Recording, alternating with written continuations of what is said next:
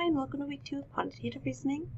This week in class, we will be looking at practice 2A, the Unit 1 activity quiz 2A. And if you didn't get a chance to do 1C, I know we didn't get a chance to do that in class, so we'll also take a look at that in the week 1 activity in case you guys need anything clarified. Before I see you guys on Thursday, I need you to please watch lesson 2B and fill out your notes, and 2C and fill out your notes.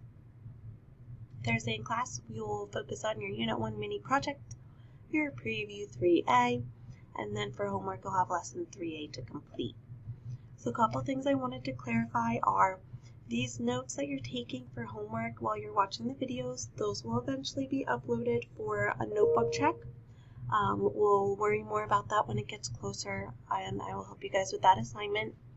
What we work on in class, the practice and previews, are what will be uploaded for your homework check, and again, that'll be near the end of the unit, and I will help you with those as well.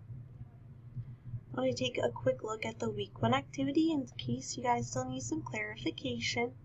So click right into your announcement, click on the week 1 activity. Under this third tab, you'll see the directions here. Part 4 is what you're going to be uploading to D2L, so you'll be answering these questions on a separate piece of paper. You can also print these out here, and you'll upload them on this link down here. There are a couple videos if you need help uploading work as well. If you need help in the meantime, please don't forget I do have student hours. So these student hours you do not need an appointment for. You can just jump on it, and you can join anytime, for instance, between 2 and 3:30 on Tuesday, just by clicking on this link down here at the bottom. If you can't make these times, just let me know and I can schedule an appointment with you. We also have a virtual tutoring center, and we have the in-person math center as well.